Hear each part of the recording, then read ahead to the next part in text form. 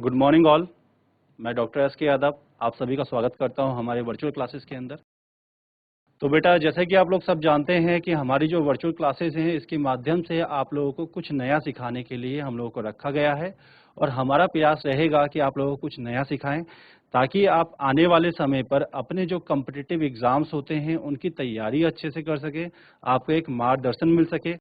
तो उसी के रिगार्डिंग हम लोग यहाँ पे कुछ सीखने का प्रयास करेंगे और आपको सिखाने का प्रयास करेंगे। ठीक है, तो अभी आप लोग जो हैं मुझे दो स्कूल दिखाई दे रहे हैं। एक तो है आपका जीआईसी सुल्तानपुर और एक है आपका एयूजीआईसी धनाचुली। तो बेटा, मैं आपसे कुछ पूछूंगा और आप लोग मुझे हाथ खड़ा करके बताएंगे खाली। तो सबसे पहले हम बात करते हैं एयूजीआईसी धनाचुली से। बेटा, अगर आप 12th के स्टूडेंट हैं तो हाथ खड़ा कर दीजिए। और एयूजीआईसी धनातुली, क्या बाकी सारे बच्चे 11th के हैं? यदि हाँ तो हाथ खड़ा कर दीजिए। ठीक है। जीआईसी सुल्तानपुर, बेटा आप लोग दोनों 12th के हैं या 11th के? 11th के हैं तो हाथ खड़ा करिए। ठीक है। और एयूजीआईसी धनाचुली, बेटा आप लोग बता नहीं रहे हैं आप 11th के हैं या 12th के। अगर आप 11th के हैं तो सारे बच्चे एक साथ हाथ खड़ा करिए। अगर सारे 11th के हैं तो एक साथ हाथ खड़ा करिए। ठीक है। बेटा आपको अनम्यूट किया जा रहा है। एयूजीआईसी धनाचुली बताइए आप। सर 12th क्लास है 12th क्लास। आपकी 12th क्लास। ठीक है, चलिए। Yes sir. तो ओके डियर। तो जैसा कि यहाँ पे बच्चे जो है कुछ 12th क्लास के हैं, कुछ 11th क्लास के हैं, दोनों के हमारे बीच बैठे हुए बच्चे। तो अब इसमें लेके थोड़ा सा हम बात कर लेते हैं कि हमारा जो कॉम्पिटिटिव एग्जाम है, सबसे बड़ा जो कॉम्पिटिटिव एग्जाम माना जाता है किसी भी एक बायोलॉजी वाले स्टूडेंट के लिए, वो माना जाता है नीट का एग्जाम। मैं आज आप लोगों से नीट के बारे में डिस्कस करूंगा कि नीट क्या होता है, किस तरह से उसका पेपर आता है। ठीक है, क्या उसके अंदर क्वेश्चंस का पैटर्न होता है और किस तरह से हम उसको क्रैक कर सकते हैं, और कुछ आपको स्ट्रेटेजीज भी बताऊंगा आप उसको कैसे क्रैक कर पाएंगे, और किस तरह से एक बहुत अच्छे मेडिकल कॉलेज के अंदर आप अपना दाखिला ले सकते हैं। ठीक है, तो उस चीज के लिए चलेंगे हम लोग अपने बोर्ड की तरफ, जिसके ऊपर हम लोग बात करेंगे। तो अभी हम चलते हैं अपने स्मार्ट बोर्ड की तरफ, जहां पर हम लोग देखेंगे कि जो नीट है वो क्या होता है, किस तरह से उसका पैटर्न आता है, कौन उसको कंडक्ट कराता है, कितने क्वेश्चंस पेपर का ये होता है, उसके बारे में हम लोग डिस्कस करेंगे। सबसे पहले बेटा हम जानते हैं नीट को। नीट क्या होता है? जो नीट होता है इसको बोलते हैं national eligibility cum entrance test. समझ लीजिएगा, national eligibility cum entrance test. और ये होता है फॉर मेडिकल एग्जामिनेशन। ये मेडिकल एग्जामिनेशन होता है। अब मेडिकल एग्जामिनेशन में आपको किस चीज के लिए होता है? देखिए, जो नीट है ये दो प्रकार का होता है। एक होता है नीट यूजी और एक होता है नीट पीजी। तो दो तरह का नीट का एग्जाम होता है, एक यूजी और एक पीजी। जो यूजी होता है ये होता है आफ्टर 12th। तो 12वीं के पश्चात या फिर 12वीं में रहते हुए आप इस पेपर को दे सकते हैं। वहीं हम बात करेंगे नीट पीजी की। तो जो नीट पीजी का एग्जाम होता है ये होता है आफ्टर एमबीबीएस या फिर बीडीएस, ठीक है, एटसेट्रा। तो मतलब जब आप मेडिकल साइंस के अंदर आप बैचलर की डिग्री ले चुके होते हैं उसके बाद आपको ये एग्जाम देना पड़ता है। तो दो तरह का पेपर होता है, पीजी और यूजी। जो जो 12th वाले बच्चे होते हैं केवल और केवल नीट यूजी को ही देते हैं। ठीक है, तो आप 12th में रहते हैं या फिर 12th कर चुके होते हैं तो आपके लिए जो नीट का पेपर होगा वो केवल यूजी वाला होगा। ठीक है, अब जो हमारा नीट यूजी होता है इसके ऊपर बात करें। तो जैसे कि हमने बात की यहाँ पर नीट यूजी की, तो जो नीट यूजी है इसको कौन कंडक्ट कराता है? तो आपको पता होगा करंटली जितने भी एग्जाम हैं कॉम्पिटिटिव उन सबको एनटीए कंडक्ट कराता है। अब एनटीए क्या है? एनटीए है हमारा national testing agency. National testing agency ये इसको कंडक्ट कराता है।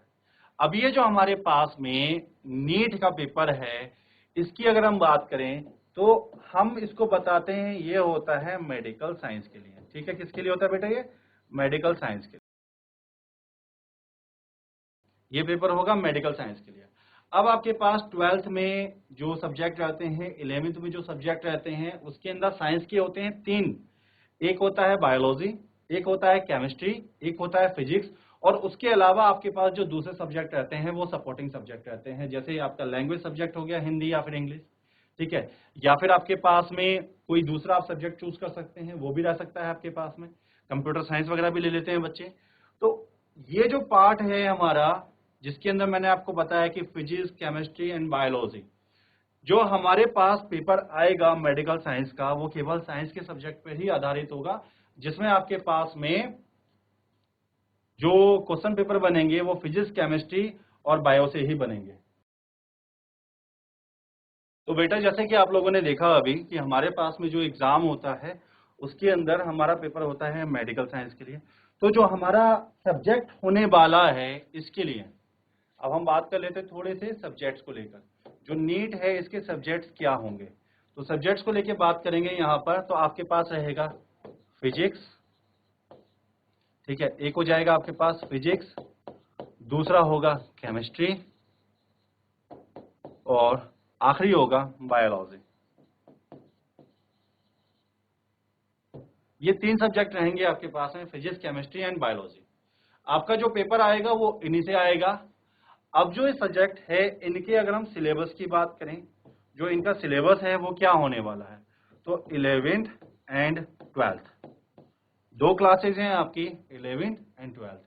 11th 12th का जो भी सिलेबस है बायोलॉजी का, फिजिक्स का या फिर केमिस्ट्री का, उस सिलेबस से आपका पेपर आएगा। ये आप समझ लीजिए, केवल उसी सिलेबस से आपका पेपर आएगा। और इसमें एक चीज और ध्यान देनी है कि हाल ही में लॉकडाउन के पश्चात जब कोरोना का इफेक्ट हुआ था हमारी कंट्री के ऊपर, तो उसमें लॉकडाउन लगा था। लॉकडाउन के पश्चात गवर्नमेंट ने सीबीएसई को आदेश दिया था कि वो सिलेबस को रिड्यूस कर दे। और आप लोगों को पता है कि 2020 के बाद में हमारा सिलेबस कुछ कम हुआ था, जिसमें से कुछ हिस्सा बायो में से हटाया गया, कुछ हिस्सा फिजिक्स में से हटाया गया, कुछ हिस्सा केमिस्ट्री में से हटाया गया, जो कि स्कूलों में नहीं पढ़ाया जाता है बच्चों को। अब जो हिस्सा स्कूलों में नहीं पढ़ाया जाता है उसका मतलब नहीं है कि वह हिस्सा हमारी एनसीईआरटी का पार्ट नहीं है, और उस चीज को हमसे एनटीए नीट में नहीं पूछेगा। नीट में आपसे सभी चीजें पूछी जाएंगी जो कि 2020 से पहले थी हमारे एनसीईआरटी के सिलेबस के अंदर, क्योंकि नीट का कोई भी ऑफिशियल स्टेटमेंट नहीं आया अभी तक कि ये कहा जाए कि लॉकडाउन के पश्चात 2022-23 तक जो सिलेबस था अब उसी से आपसे क्वेश्चन आएंगे। ऐसा कोई हमारे पास नहीं आया इंफॉर्मेशन। हमें जो पता है वो ये बताया गया है कि 2020 से पहले जितना भी आपका चैप्टर्स थे, चाहे फिजिक्स के अंदर, चाहे केमिस्ट्री के अंदर, चाहे बायोलॉजी के अंदर, सारे ही चैप्टर्स को पूछा जाएगा आपके इस पेपर के अंदर, ठीक है।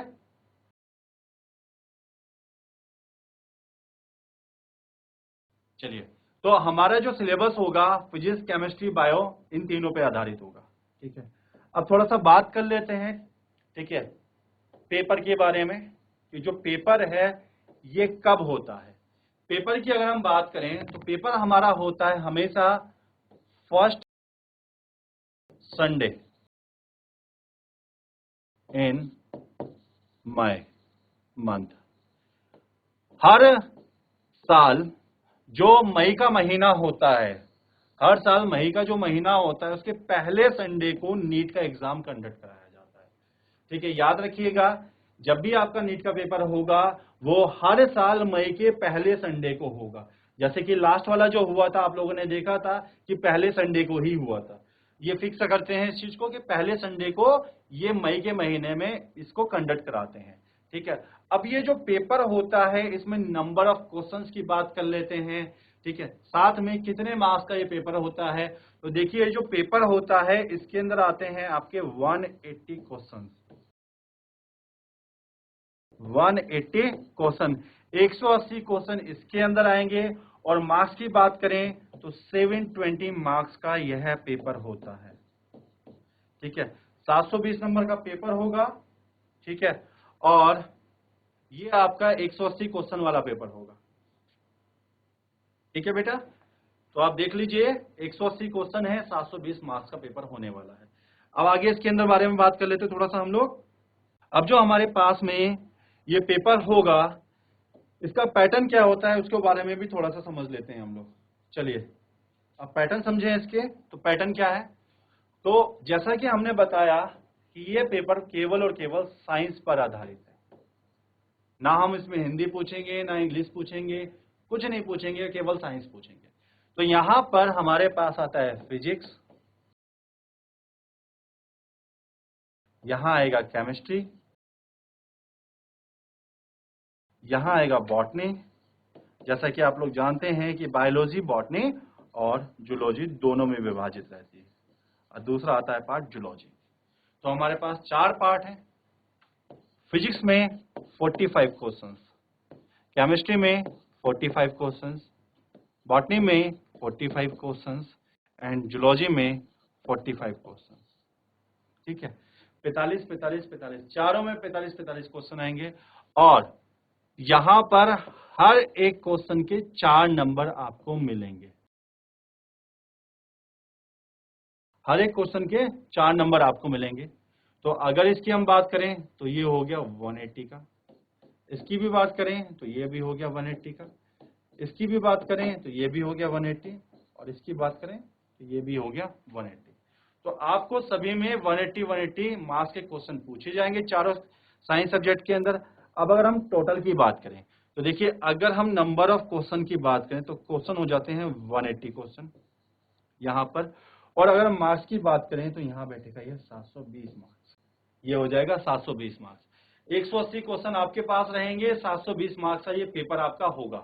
अब इसमें जरा ध्यान से देखिए एक चीज, अगर हम बॉटनी और जूलॉजी एक साथ मिला लें, अर्थात हम इसको पूरा का पूरा एक साथ कंसीडर करें एज बायोलॉजी,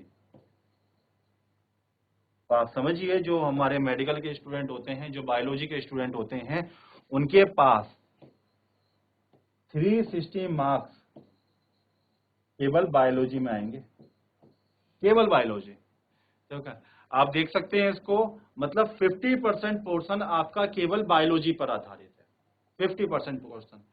अब देखिए, आप भी जानते हैं और मैं भी जानता हूं इस चीज को कि जो बच्चे बायोलॉजी चूज करते हैं उसमें अधिकांश बच्चों की प्रायोरिटी बायोलॉजी इसलिए होती है क्योंकि उनको मैथमेटिक्स नहीं आता। ठीक है, आप भी इस चीज को जानते हैं क्योंकि आप में से बहुत सारे बच्चों ने बायोलॉजी इसीलिए चूज किया था क्योंकि मैथमेटिक्स उनको समझ में नहीं आता था। 10th में साइंस ली थी, मैथमेटिक्स समझ नहीं आ रहा था, तो हमारे पास ऑप्शन बचा कि हमने बायोलॉजी को सिलेक्ट कर लिया। ठीक है, अब बायोलॉजी आपने सिलेक्ट किया है क्योंकि मैथमेटिक्स आपकी कमजोर है, तो आपको कुछ चीजों का ध्यान देना पड़ेगा। अब मैथमेटिक्स कमजोर होने की वजह से हमारे पास फिजिक्स आपके लिए थोड़ा सा टिपिकल हो जाएगा। तो डियर, जैसा कि मैंने आपको बताया कि हमारे पास 360 नंबर हैं बायोलॉजी के अंदर, और आप 360 बायोलॉजी के जो मार्क्स हैं इससे अपना एक बहुत बड़ा स्कोर क्रिएट कर सकते हो, क्योंकि मैं आपको ऑलरेडी बता चुका हूं मैथमेटिक्स आपकी कमजोर है तो फिजिक्स थोड़ा आपके लिए टिपिकल होगा। थोड़ा बहुत पार्ट हमारा केमिस्ट्री का होता है जिसमें फिजिकल केमिस्ट्री आती है, उसमें भी मैथमेटिक कैलकुलेशंस होती हैं, ये भी शायद आपको थोड़ा सा परेशान कर दे। ठीक है, लेकिन अब एक ऐसा मूल मंत्र मैं आपको दूंगा जिसकी वजह से आपका सिलेक्शन होगा। अब वो कैसे होगा उसको हम समझते हैं। देखिए, जो 11th वाले बच्चे हैं उनके लिए बड़ा अच्छा इस समय पे मौका है कि आप लोग अपने आप को बहुत अच्छा बना सकते हो। अब आप अपना एक सबसे पहले तो टारगेट डिसाइड कर लो, हाँ जी मैंने अपना नीट का एग्जाम क्वालिफाई करना है, ये सोच लो। अब उसको सोचने के पश्चात जो भी आपका सिलेबस है 11th का, उसके पश्चात जो भी सिलेबस है आपका 12th का, उसको बहुत अच्छे से आपने पढ़ना है। 2 साल का आपके पास समय है। ठीक है, इन 2 सालों के अंदर थोड़ा सा मस्ती मजाक को थोड़ा साइड रख दीजिएगा, अपने भविष्य को लेकर थोड़ा सा चिंतित हो जाइए और सीरियस हो जाइएगा। इसके बाद देखिए आपका रिजल्ट कैसे आता है उसका, और नीट में आप सीट कैसे सिक्योर करेंगे। देखो, मैंने आपको बताया जो फिजिक्स है, ठीक है, इस फिजिक्स के अंदर आपके 45 क्वेश्चन है। ठीक है, हमने बात की यहां पे। जो केमिस्ट्री है इसमें भी आपके 45 क्वेश्चन है, इसकी भी बात की। जो बायोलॉजी है इसमें आपके 90 क्वेश्चन है। अब देखो, बायोलॉजी की अगर हम बात करें तो बायोलॉजी में मैथमेटिकल एप्लीकेशंस बहुत ही कम होती हैं, थोड़ी बहुत मैथमेटिकल एप्लीकेशंस आपको देखने को मिलेंगी 12th के अंदर, थोड़ा बहुत पार्ट देखने का मिलेगा 11th के अंदर, थोड़ा बहुत पार्ट, ज्यादा बड़ा पार्ट नहीं है, थोड़ा बहुत पार्ट है 11th के अंदर, जिसके अंदर हम लोग जब पढ़ते हैं ना, आप लोगों ने जो 12th कर चुके बच्चे हैं उन्होंने पढ़ रखा होगा, जब पादपों में संवहन बताया जाता है, ट्रांसपोर्टेशन इन प्लांट्स, तो उस टाइम पर कुछ चीजों का कैलकुलेशन होता है कि अगर ऑस्मोटिक प्रेशर इतना है तो टर्गर प्रेशर कैसे कैलकुलेट करेंगे, टर्गर प्रेशर इतना है तो वॉल प्रेशर कैसे कैलकुलेट करेंगे, तो उन चीजों को लेकर थोड़ा बहुत वहां पे कैलकुलेशन आता है। उसके बाद फिर 12th में जाके आपके पास थोड़ा बहुत कैलकुलेशन आता है जेनेटिक्स के अंदर, ज्यादा कैलकुलेशन नहीं होता मैथमेटिक्स का। तो यहां पर आपके पास सारा का सारा थियोरेटिकल पार्ट आ जाता है। और जो बायोलॉजी वाले हैं वो जानते हैं कि बायो के अंदर सिद्धांत बहुत सारे हैं, और सबसे बड़ी बात यह है कि बायोलॉजी ऐसा सब्जेक्ट है जिसके अंदर सारी चीजों को ऑलमोस्ट डायग्राम से समझाया जाता है, और एक बार आपने डायग्राम बना के पढ़ लिया तो आप चीजों कभी नहीं भूलोगे। तो ऐसे में बायोलॉजी आपका बहुत स्ट्रॉन्ग सब्जेक्ट हो जाता है, बहुत स्ट्रॉन्ग होना। तो ऐसे चाहिए कि बायोलॉजी के अंदर जो 90 क्वेश्चन है, ये 90 के 90 आपके सही होने चाहिए, क्योंकि आपका सिलेबस कहीं बाहर से नहीं आएगा। बट मैं मानता हूं कि बच्चा समहाउ थोड़ा बहुत इसमें कुछ चीज में लेके कमजोर हो जाता है, तो मैं आपसे कहता हूं आप 90 मत करिए, आप 85 क्वेश्चन कर लीजिए, या छोड़िए आप 80 ही क्वेश्चन कर लीजिए। इसमें 10 क्वेश्चन का मैंने आपको पूरा मार्जिन दे दिया कि 10 क्वेश्चन का हम मार्जिन लेके चलेंगे। कुछ क्वेश्चन ऐसे होते हैं जो समझ नहीं आ रहे हैं, तो उनकी लैंग्वेज या फिर उनके बारे में हमें ज्यादा बड़ा आइडिया नहीं है, और आपको पता है इसके अंदर नेगेटिव मार्किंग होती है। नेगेटिव मार्किंग होती है इसमें 1/4, मतलब आपने एक क्वेश्चन गलत किया तो आपका 1 नंबर गया, लेकिन अगर आपने एक क्वेश्चन सही कर दिया तो आपको 4 नंबर मिल जाएंगे। तो 1/4 की नेगेटिव मार्किंग होती है। तो आप 80 क्वेश्चन कर लीजिए सही, जिसमें आपको बन जाएंगे 320 मार्क्स। देखिए मार्जिन दे दिया मैंने आपको 10 क्वेश्चन का, और ये बहुत बड़ा मार्जिन होता है एक कॉम्पिटेटिव एग्जाम के अंदर। इसके बाद हम बात करते हैं फिजिक्स को। तो जो फिजिक्स का पेपर होता है, जैसे कि मैंने आपको बताया कि मैथमेटिक्स बहुत ज्यादा होती है। अब क्योंकि मैथमेटिक्स बहुत ज्यादा होती है और हमें मैथमेटिक्स नहीं आती है, तो हम इस चीज को ओवरकम कैसे कर सकते हैं, तो तरीका यह है कि यहां पर भी कुछ क्वेश्चंस का मार्जिन लेके चलेंगे। अब आप कर लीजिए कि यहां पर आप 30 क्वेश्चन कर लीजिए। 15 क्वेश्चन छुड़वा रहा हूं मैं आपसे बेटा, बहुत बड़ी बात है एक कॉम्पिटेटिव एग्जाम में 15 क्वेश्चन छुड़वाना। आपने 30 क्वेश्चन छोड़ दिए, आपके बना नंबर यट 120 का, यहां पे बने आपके 120 नंबर। ठीक है, अब आते हैं हम केमिस्ट्री वाले पार्ट पर। तो केमिस्ट्री वाला पार्ट हम लोगों के लिए थोड़ा इजी होता है, क्योंकि ऑर्गेनिक केमिस्ट्री ऑलमोस्ट बायोमोलिक्यूल्स की तरह से होती है। अगर आप बायोमोलिक्यूल्स को सीरियसली पढ़ेंगे तो ऑर्गेनिक केमिस्ट्री आपको बहुत पसंद आएगी। तो ऑर्गेनिक केमिस्ट्री आपका आसान हो जाता है।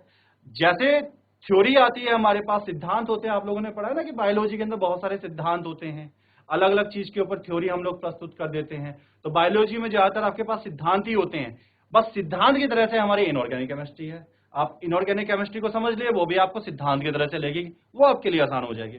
फिजिकल केमिस्ट्री थोड़ा सा आपके लिए परेशान कर सकती है आपको, क्योंकि उसमें मैथमेटिक्स होती है, लेकिन अगर आप थोड़ा बहुत सीख जाएंगे तो वहां पे भी अच्छा कर सकते हैं।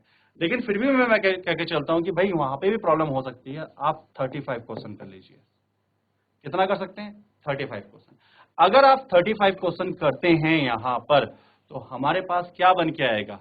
140 नंबर। मतलब 10 क्वेश्चन का सीधे मार्जिन दिया है मैंने केमिस्ट्री के अंदर आपको, 15 क्वेश्चन का सीधे मार्जिन दिया है मैंने फिजिक्स के अंदर, और 10 क्वेश्चन का मैंने सीधा मार्जिन दिया है बायोलॉजी के अंदर। ठीक है, अब जरा आप इसको टोटल करिए, ये कितना बैठता है। ठीक है, तो आपका ये बैठ जाएगा 580 मार्क्स। ठीक है, ये आपका हो जाएगा 580 मार्क्स। मैं आपको गारंटी दे रहा हूं अपने उत्तराखंड के अंदर दून मेडिकल कॉलेज, ठीक है, जो बहुत बड़ा मेडिकल कॉलेज बना जाता है, इसके अलावा श्रीनगर मेडिकल कॉलेज, इसके अलावा हल्द्वानी का मेडिकल कॉलेज, और इसके अलावा भारत के बहुत अच्छे अच्छे मेडिकल कॉलेज ऐसे होंगे जो 580 मार्क्स के अंदर आपको सिलेक्शन दे देंगे। ठीक है, तो ये एक छोटा सा आप लोग इसको अपना एक मूल मंत्र समझ लीजिए कि हमें कितने पोर्शन का मार्जिन लेके चलना है। ठीक है, और एक चीज और ध्यान देनी है हमें कि पेपर किस तरह से अटेम्प्ट करें, इस चीज पे बड़ा फोकस करना होता है। बच्चे क्या करते हैं कि कहीं से भी कोई सा भी पार्ट उठा के शुरू कर देते हैं, चलो भाई पहले क्वेश्चन से शुरू कर देते हैं, वहीं से शुरुआत करते हैं और वो अटकने लगते हैं। तो जो बायोलॉजी है, यहीं से हम लोग हमेशा अपने पेपर की शुरुआत करेंगे। जितने भी एक्सपर्ट्स हैं सबसे अगर आप बात करोगे, सबसे पूछोगे, तो हर एक व्यक्ति आपको कहेगा कि जब भी कॉम्पिटिटिव एग्जाम होता है नीट का, तो सबसे पहले आपने अटेम्प्ट करना है बायोलॉजी, सेकंड नंबर पे जाना है केमिस्ट्री, और थर्ड नंबर पे जाना है फिजिक्स। ठीक है, ये 3 आपको इसी क्रम में लेके चलना है। देखिए बायोलॉजी के अंदर क्या होता है कि आपको या तो आंसर आएगा या फिर आंसर नहीं आएगा, सिंपल सा लॉजिक है।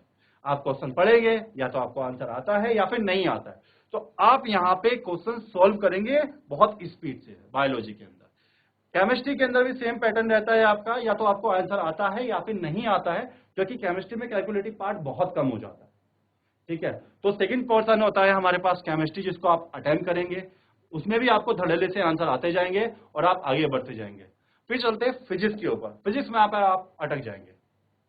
क्यों अटक जाएंगे? क्योंकि फिजिक्स के अंदर ज्यादातर क्वेश्चन आपके कैलकुलेटिव होते हैं।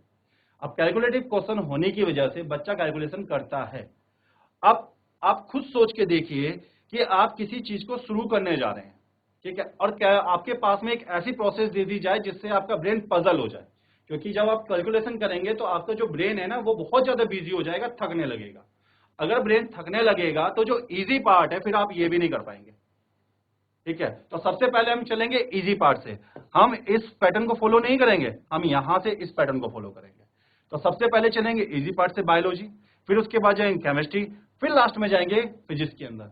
और एक चीज और ध्यान देनी है कि कुछ बच्चे जो होते हैं ना बहुत इगोइस्टिक होते हैं। इगोइस्टिक का मतलब क्या होता है कि उनके अंदर एक छोटा सा एटीट्यूड होता है कि ये क्वेश्चन मुझे आता है, मैं उसको करके ही मानूंगा। ठीक है, अब ये जो भावना है ना, ये कॉम्पिटिटिव एग्जाम में नहीं रखी जाती कि मुझे आता है मैं करके ही मानूंगा।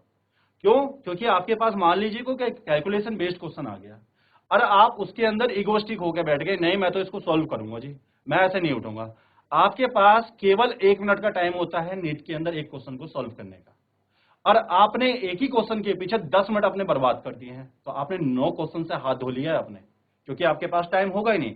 तो कॉम्पिटिटिव एग्जाम के अंदर टाइम मैनेजमेंट बहुत जरूरी होता है, इसलिए ईगो को साइड रखना पड़ता है कि नहीं भाई अगर ये क्वेश्चन में से नहीं हो रहा तो मैं इसको छोड़ देता हूं, बाद में समय बचेगा तब मैं इसको देखूंगा। ऐसा नहीं है कि आप एक ही क्वेश्चन को सॉल्व करने बैठे हैं और आप उसी के ऊपर लग जाए। तो इन चीजों का आपने ध्यान देना है। तो बच्चों जैसा कि मैंने आप लोगों को अभी दिखाया था स्मार्ट बोर्ड के ऊपर कि किस तरह का पेपर आता है, क्या पैटर्न होता है, सारी चीजों को मैंने आपको समझाया था कि आपको बायोलॉजी में एटलीस्ट 80 क्वेश्चन सॉल्व करने होंगे, केमिस्ट्री के अंदर एटलीस्ट आपको 35 क्वेश्चन सॉल्व करने होंगे और फिजिक्स के अंदर एटलीस्ट आपको 30 क्वेश्चन सॉल्व करने होंगे। उसके बाद मैं गारंटी देता हूं लेके आपका सिलेक्शन कोई नहीं रोक सकता। लेकिन ये बातें जितनी आसान है उतना आपके लिए मुश्किल भी होगा अगर आप पढ़ाई नहीं करेंगे। तो ये सारी चीजें तब तक आपके लिए आसान रहेंगी जब तक आप पढ़ाई करते रहेंगे। जैसे ही आप पढ़ाई छोड़ेंगे आपके लिए सारी चीजें मुश्किल हो जाएंगी। तो आशा करता हूं कि आप लोगों को जो मैंने समझाया है, जो टिप्स दी हैं, जो नीट के बारे में मैंने आपको बताया है, ये आपको समझ में आया होगा और यहाँ से एक ऐसी जानकारी मिली होगी आपको जिससे आप अपने आप को अब तैयार कर सके कि हाँ मुझे भी नीट का एग्जाम देना है, मुझे भी एक मेडिकल एग्जाम को क्वालिफाई करके एक किसी बहुत अच्छे मेडिकल कॉलेज के अंदर MBBS का स्टूडेंट बनना है। तो आशा करता हूं कि आप सब चीजों को समझ पाए होंगे। इसी के साथ मैं आज अपने लेक्चर को समाप्त करता हूं। मिलते हैं कल फिर आगे के लिए।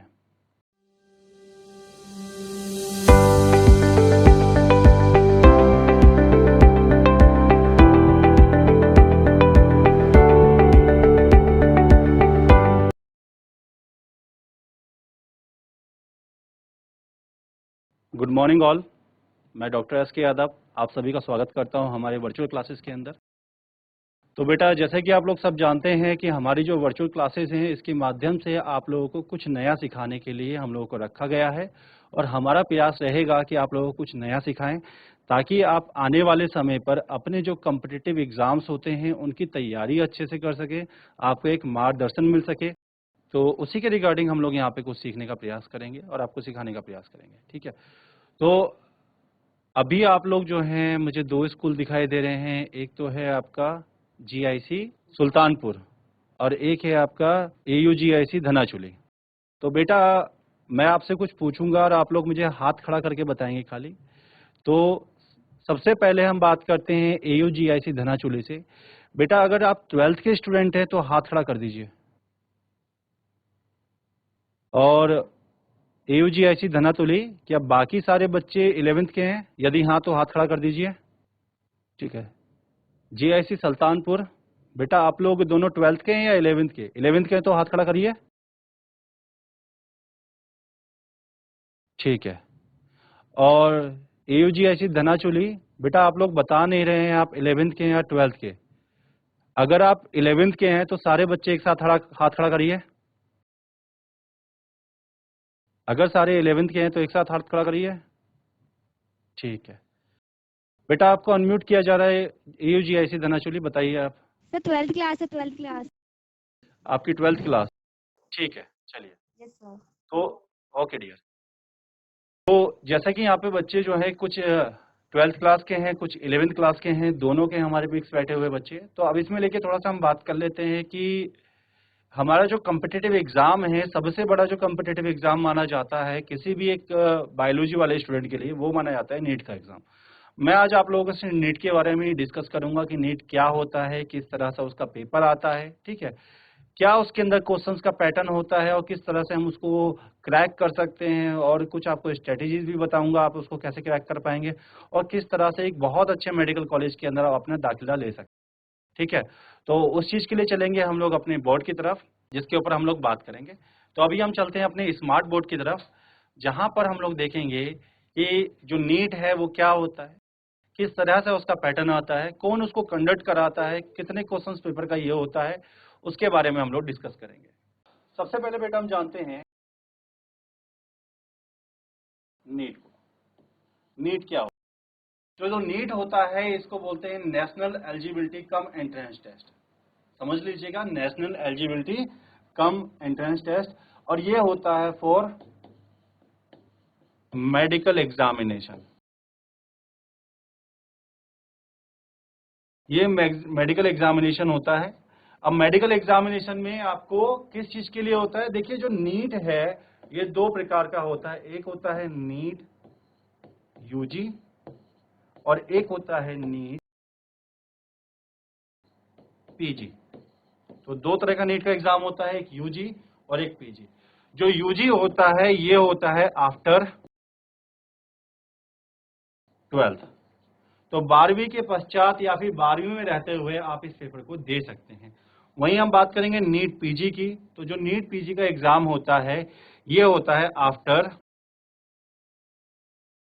MBBS या फिर BDS, ठीक है, एटसेट्रा।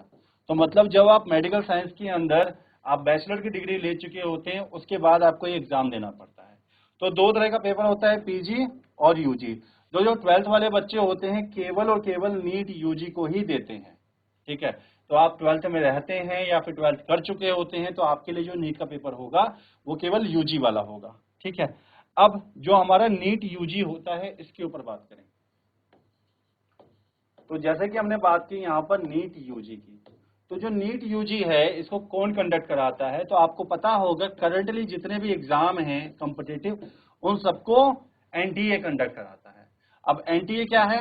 एनटीए है हमारा national testing agency. National testing agency ये इसको कंडक्ट कराता है। अब ये जो हमारे पास में नीट का पेपर है इसकी अगर हम बात करें तो हम इसको बताते हैं ये होता है मेडिकल साइंस के लिए। ठीक है, किसके लिए होता है बेटा? ये मेडिकल साइंस के लिए ये पेपर होगा, मेडिकल साइंस के लिए। अब आपके पास 12th में जो सब्जेक्ट रहते हैं, 11th में जो सब्जेक्ट रहते हैं उसके अंदर साइंस के होते हैं तीन। एक होता है बायोलॉजी, एक होता है केमिस्ट्री, एक होता है फिजिक्स, और उसके अलावा आपके पास जो दूसरे सब्जेक्ट रहते हैं वो सपोर्टिंग सब्जेक्ट रहते हैं, जैसे आपका लैंग्वेज सब्जेक्ट हो गया, हिंदी या फिर इंग्लिश। ठीक है, या फिर आपके पास में कोई दूसरा आप सब्जेक्ट चूज कर सकते हैं, वो भी रह सकता है आपके पास में। कंप्यूटर साइंस वगैरह भी ले लेते हैं बच्चे। तो ये जो पार्ट है हमारा जिसके अंदर मैंने आपको बताया कि फिजिक्स, केमिस्ट्री एंड बायोलॉजी, जो हमारे पास पेपर आएगा मेडिकल साइंस का वो केवल साइंस के सब्जेक्ट पे ही आधारित होगा, जिसमें आपके पास में जो क्वेश्चन पेपर बनेंगे वो फिजिक्स, केमिस्ट्री और बायो से ही बनेंगे। तो बेटा जैसे कि आप लोगों ने देखा अभी कि हमारे पास में जो एग्जाम होता है उसके अंदर हमारा पेपर होता है मेडिकल साइंस के लिए। तो जो हमारा सब्जेक्ट होने वाला है इसके लिए अब हम बात कर लेते हैं थोड़े से सब्जेक्ट्स को लेकर। जो नीट है इसके सब्जेक्ट्स क्या होंगे? तो सब्जेक्ट्स को लेकर बात करेंगे यहाँ पर। तो आपके पास रहेगा फिजिक्स, ठीक है, एक हो जाएगा आपके पास फिजिक्स, दूसरा होगा केमिस्ट्री, और आखिरी होगा बायोलॉजी। ये 3 सब्जेक्ट रहेंगे आपके पास में, फिजिक्स, केमिस्ट्री एंड बायोलॉजी। आपका जो पेपर आएगा वो इन्हीं से आएगा। अब जो ये सब्जेक्ट है इनके अगर हम सिलेबस की बात करें, जो इनका सिलेबस है वो क्या होने वाला है, तो 11th एंड 12th 2 क्लासेज हैं आपकी, 11th and 12th। 11th 12th का जो भी सिलेबस है बायोलॉजी का, फिजिक्स का या फिर केमिस्ट्री का, उस सिलेबस से आपका पेपर आएगा। ये आप समझ लीजिए, केवल उसी सिलेबस से आपका पेपर आएगा। और इसमें एक चीज और ध्यान देनी है कि हाल ही में लॉकडाउन के पश्चात जब कोरोना का इफेक्ट हुआ था हमारी कंट्री के ऊपर, तो उसमें लॉकडाउन लगा था। लॉकडाउन के पश्चात गवर्नमेंट ने सीबीएसई को आदेश दिया था कि वो सिलेबस को रिड्यूस कर दे। और आप लोगों को पता है कि 2020 के बाद में हमारा सिलेबस कुछ कम हुआ था, जिसमें से कुछ हिस्सा बायो में से हटाया गया, कुछ हिस्सा फिजिक्स में से हटाया गया, कुछ हिस्सा केमिस्ट्री में से हटाया गया, जो कि स्कूलों में नहीं पढ़ाया जाता है बच्चों को। अब जो हिस्सा स्कूलों में नहीं पढ़ाया जाता है उसका मतलब नहीं है कि वह हिस्सा हमारी एनसीईआरटी का पार्ट नहीं है, और उस चीज को हमसे एनटीए नीट में नहीं पूछेगा। नीट में आपसे सभी चीजें पूछी जाएंगी जो कि 2020 से पहले थी हमारे एनसीईआरटी के सिलेबस के अंदर, क्योंकि नीट का कोई भी ऑफिशियल स्टेटमेंट नहीं आया अभी तक कि ये कहा जाए कि लॉकडाउन के पश्चात 2022-23 तक जो सिलेबस था अब उसी से आपसे क्वेश्चन आएंगे। ऐसा कोई हमारे पास नहीं आया इन्फॉर्मेशन। हमें जो पता है वो ये बताया गया है कि 2020 से पहले जितना भी आपका चैप्टर्स थे, चाहे फिजिक्स के अंदर, चाहे केमिस्ट्री के अंदर, चाहे बायोलॉजी के अंदर, सारे ही चैप्टर्स को पूछा जाएगा आपके इस पेपर के अंदर। ठीक है,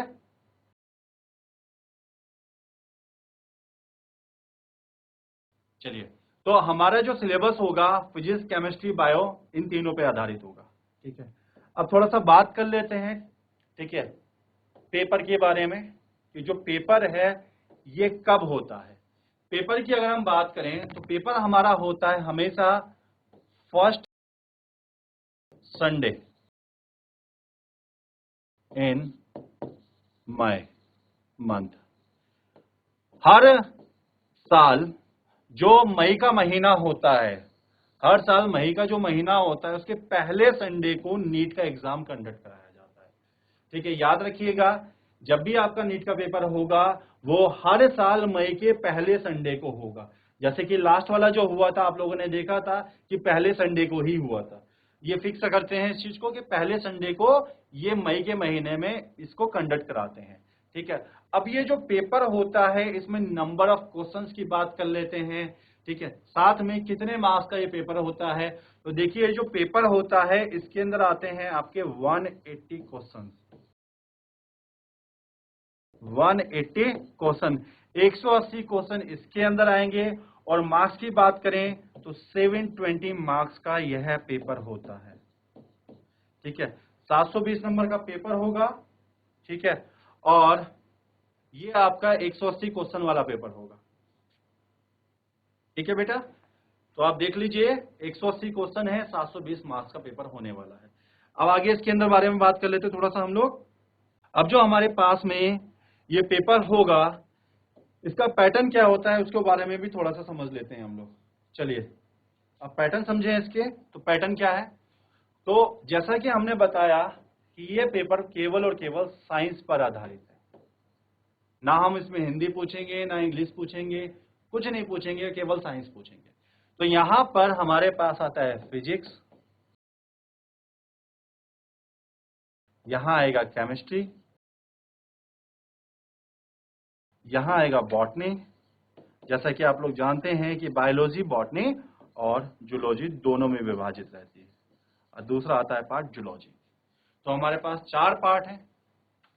फिजिक्स में 45 क्वेश्चंस, केमिस्ट्री में 45 क्वेश्चंस, बॉटनी में 45 क्वेश्चंस एंड जूलॉजी में 45 क्वेश्चंस।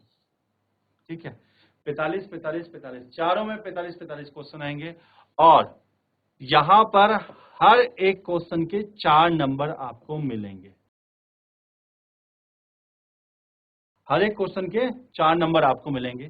तो अगर इसकी हम बात करें तो ये हो गया 180 का, इसकी भी बात करें तो ये भी हो गया 180 का, इसकी भी बात करें तो ये भी हो गया 180, और इसकी बात करें तो ये भी हो गया 180। तो आपको सभी में 180 मार्क्स के क्वेश्चन पूछे जाएंगे चारों साइंस सब्जेक्ट के अंदर। अब अगर हम टोटल की बात करें तो देखिए, अगर हम नंबर ऑफ क्वेश्चन की बात करें तो क्वेश्चन हो जाते हैं 180 क्वेश्चन यहाँ पर, और अगर हम मार्क्स की बात करें तो यहाँ बैठेगा ये 720 मार्क्स, ये हो जाएगा 720 मार्क्स। 180 क्वेश्चन आपके पास रहेंगे, 720 मार्क्स का ये पेपर आपका होगा। अब इसमें जरा ध्यान से देखिए एक चीज, अगर हम बॉटनी और जूलॉजी एक साथ मिला लें, अर्थात हम इसको पूरा का पूरा एक साथ कंसीडर करें एज बायोलॉजी,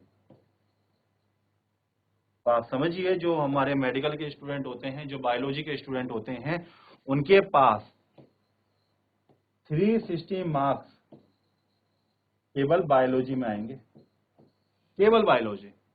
तो आप देख सकते हैं इसको, मतलब 50% पोर्शन आपका केवल बायोलॉजी पर आधारित है, 50% पोर्शन। अब देखिए, आप भी जानते हैं और मैं भी जानता हूं इस चीज को कि जो बच्चे बायोलॉजी चूज करते हैं उसमें अधिकांश बच्चों की प्रायोरिटी बायोलॉजी इसलिए होती है क्योंकि उनको मैथमेटिक्स नहीं आता। ठीक है, आप भी इस चीज को जानते हैं क्योंकि आप में से बहुत सारे बच्चों ने बायोलॉजी इसीलिए चूज किया था क्योंकि मैथमेटिक्स उनको समझ में नहीं आता था। 10th में साइंस दी थी, मैथमेटिक्स समझ नहीं आ रहा था, तो हमारे पास ऑप्शन बचा कि हमने बायोलॉजी को सिलेक्ट कर लिया। ठीक है, अब बायोलॉजी आपने सिलेक्ट किया है क्योंकि मैथमेटिक्स आपकी कमजोर है, तो आपको कुछ चीजों का ध्यान देना पड़ेगा। अब मैथमेटिक्स कमजोर होने की वजह से हमारे पास फिजिक्स आपके लिए थोड़ा सा टिपिकल हो जाएगा। तो डियर, जैसा कि मैंने आपको बताया कि हमारे पास 360 नंबर हैं बायोलॉजी के अंदर, और आप 360 बायोलॉजी के जो मार्क्स हैं इससे अपना एक बहुत बड़ा स्कोर क्रिएट कर सकते हो, क्योंकि मैं आपको ऑलरेडी बता चुका हूं मैथमेटिक्स आपकी कमजोर है तो फिजिक्स थोड़ा आपके लिए टिपिकल होगा। थोड़ा बहुत पार्ट हमारा केमिस्ट्री का होता है जिसमें फिजिकल केमिस्ट्री आती है, उसमें भी मैथमेटिक कैलकुलेशंस होती हैं, ये भी शायद आपको थोड़ा सा परेशान कर दे। ठीक है, लेकिन अब एक ऐसा मूल मंत्र मैं आपको दूंगा जिसकी वजह से आपका सिलेक्शन होगा। अब वो कैसे होगा उसको हम समझते हैं। देखिए, जो 11th वाले बच्चे हैं उनके लिए बड़ा अच्छा इस समय पे मौका है कि आप लोग अपने आप को बहुत अच्छा बना सकते हो। अब आप अपना एक सबसे पहले तो टारगेट डिसाइड कर लो, हाँ जी मैंने अपना नीट का एग्जाम क्वालिफाई करना है, ये सोच लो। अब उसको सोचने के पश्चात जो भी आपका सिलेबस है 11th का, उसके पश्चात जो भी सिलेबस है आपका 12th का, उसको बहुत अच्छे से आपने पढ़ना है। 2 साल का आपके पास समय है। ठीक है, इन 2 सालों के अंदर थोड़ा सा मस्ती मजाक को थोड़ा साइड रख दीजिएगा, अपने भविष्य को लेकर थोड़ा सा चिंतित हो जाइए और सीरियस हो जाइएगा। इसके बाद देखिए आपका रिजल्ट कैसे आता है उसका, और नीट में आप सीट कैसे सिक्योर करेंगे। देखो, मैंने आपको बताया जो फिजिक्स है, ठीक है, इस फिजिक्स के अंदर आपके 45 क्वेश्चन है। ठीक है, हमने बात की यहाँ पे। जो केमिस्ट्री है इसमें भी आपके 45 क्वेश्चन है, इसकी भी बात की। जो बायोलॉजी है इसमें आपके 90 क्वेश्चन है। अब देखो, बायोलॉजी की अगर हम बात करें तो बायोलॉजी में मैथमेटिकल एप्लीकेशंस बहुत ही कम होती हैं। थोड़ी बहुत मैथमेटिकल एप्लीकेशंस आपको देखने को मिलेंगी 12th के अंदर, थोड़ा बहुत पार्ट देखने का मिलेगा 11th के अंदर, थोड़ा बहुत पार्ट, ज्यादा बड़ा पार्ट नहीं है, थोड़ा बहुत पार्ट है 11th के अंदर, जिसके अंदर हम लोग जब पढ़ते हैं ना, आप लोगों ने जो 12th कर चुके बच्चे हैं उन्होंने पढ़ रखा होगा, जब पादपों में संवहन बताया जाता है, ट्रांसपोर्टेशन इन प्लांट्स, तो उस टाइम पर कुछ चीजों का कैलकुलेशन होता है कि अगर ऑस्मोटिक प्रेशर इतना है तो टर्गर प्रेशर कैसे कैलकुलेट करेंगे, टर्गर प्रेशर इतना है तो वॉल प्रेशर कैसे कैलकुलेट करेंगे। तो उन चीजों को लेकर थोड़ा बहुत वहां पे कैलकुलेशन आता है। उसके बाद फिर 12th में जाके आपके पास थोड़ा बहुत कैलकुलेशन आता है जेनेटिक्स के अंदर, ज्यादा कैलकुलेशन नहीं होता मैथमेटिक्स का।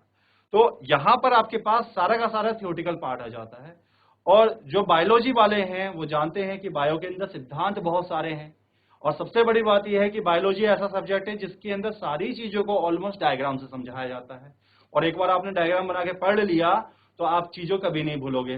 तो ऐसे में बायोलॉजी आपका बहुत स्ट्रॉन्ग सब्जेक्ट हो जाता है, बहुत स्ट्रॉन्ग होना। तो ऐसा चाहिए कि बायोलॉजी के अंदर जो 90 क्वेश्चन है ये 90 के 90 आपके सही होने चाहिए, क्योंकि आपका सिलेबस कहीं बाहर से नहीं आएगा। बट मैं मानता हूं कि बच्चा समहाउ थोड़ा बहुत इसमें कुछ चीज में लेके कमजोर हो जाता है, तो मैं आपसे कहता हूं आप 90 मत करिए, आप 85 क्वेश्चन कर लीजिए, या छोड़िए आप 80 ही क्वेश्चन कर लीजिए इसमें। 10 क्वेश्चन का मैंने आपको पूरा मार्जिन दे दिया कि 10 क्वेश्चन का हम मार्जिन लेके चलेंगे। कुछ क्वेश्चन ऐसे होते हैं जो समझ नहीं आ रहे, या तो उनकी लैंग्वेज या फिर उनके बारे में हमें ज्यादा बड़ा आइडिया नहीं है, और आपको पता है इसके अंदर नेगेटिव मार्किंग होती है। नेगेटिव मार्किंग होती है इसमें 1/4, मतलब आपने एक क्वेश्चन गलत किया तो आपका 1 नंबर गया, लेकिन अगर आपने एक क्वेश्चन सही कर दिया तो आपको 4 नंबर मिल जाएंगे। तो 1/4 की नेगेटिव मार्किंग होती है। तो आप 80 क्वेश्चन कर लीजिए सही, जिसमें आपको बन जाएंगे 320 मार्क्स। देखिए मार्जिन दे दिया मैंने आपको 10 क्वेश्चन का, और ये बहुत बड़ा मार्जिन होता है एक कॉम्पिटेटिव एग्जाम के अंदर। इसके बाद हम बात करते हैं फिजिक्स को। तो जो फिजिक्स का पेपर होता है, जैसे कि मैंने आपको बताया कि मैथमेटिक्स बहुत ज्यादा होती है। अब क्योंकि मैथमेटिक्स बहुत ज्यादा होती है और हमें मैथमेटिक्स नहीं आती है, तो हम इस चीज को ओवरकम कैसे कर सकते हैं? तो तरीका यह है कि यहां पर भी कुछ क्वेश्चंस का मार्जिन लेके चलेंगे। अब आप कर लीजिए कि यहां पर आप 30 क्वेश्चन कर लीजिए। 15 क्वेश्चन छुड़वा रहा हूं मैं आपसे बेटा, बहुत बड़ी बात है एक कॉम्पिटिटिव एग्जाम में 15 क्वेश्चन छुड़वाना। आपने 30 क्वेश्चन छोड़ दिए, आपके बना नंबर यट 120 का। यहां पे बने आपके 120 नंबर। ठीक है, अब आते हैं हम केमिस्ट्री वाले पार्ट पर। तो केमिस्ट्री वाला पार्ट हम लोगों के लिए थोड़ा इजी होता है, क्योंकि ऑर्गेनिक केमिस्ट्री ऑलमोस्ट बायोमोलिक्यूल्स की तरह से होती है। अगर आप बायोमोलिक्यूल्स को सीरियसली पढ़ेंगे तो ऑर्गेनिक केमिस्ट्री आपको बहुत पसंद आएगी। तो ऑर्गेनिक केमिस्ट्री आपका आसान हो जाता है। जैसे थ्योरी आती है हमारे पास, सिद्धांत होते हैं। आप लोगों ने पढ़ा है ना कि बायोलॉजी के अंदर बहुत सारे सिद्धांत होते हैं, अलग अलग चीज के ऊपर थ्योरी हम लोग प्रस्तुत कर देते हैं। तो बायोलॉजी में ज्यादातर आपके पास सिद्धांत ही होते हैं। बस सिद्धांत की तरह से हमारी इनऑर्गेनिक केमिस्ट्री है। आप इनऑर्गेनिक केमिस्ट्री को समझ लिए, वो भी आपको सिद्धांत की तरह से लेगी, वो आपके लिए आसान हो जाएगी। फिजिकल केमिस्ट्री थोड़ा सा आपके लिए परेशान कर सकती है आपको, क्योंकि उसमें मैथमेटिक्स होती है। लेकिन अगर आप थोड़ा बहुत सीख जाएंगे तो वहां पे भी अच्छा कर सकते हैं। लेकिन फिर भी मैं कह के चलता हूं कि भाई वहां पे भी प्रॉब्लम हो सकती है। आप 35 क्वेश्चन कर लीजिए। कितना कर सकते हैं? 35 क्वेश्चन। अगर आप 35 क्वेश्चन करते हैं यहां पर, तो हमारे पास क्या बन के आएगा? 140 नंबर। मतलब 10 क्वेश्चन का सीधे मार्जिन दिया है मैंने केमिस्ट्री के अंदर आपको, 15 क्वेश्चन का सीधे मार्जिन दिया है मैंने फिजिक्स के अंदर, और 10 क्वेश्चन का मैंने सीधा मार्जिन दिया है बायोलॉजी के अंदर। ठीक है, अब जरा आप इसको टोटल करिए, ये कितना बैठता है? ठीक है, तो आपका ये बैठ जाएगा 580 मार्क्स। ठीक है, ये आपका हो जाएगा 580 मार्क्स।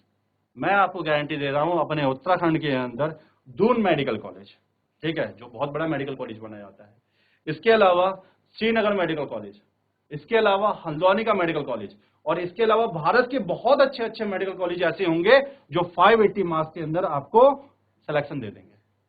ठीक है, तो ये एक छोटा सा आप लोग इसको अपना एक मूल मंत्र समझ लीजिए कि हमें कितने पोर्शन का मार्जिन लेके चलना है।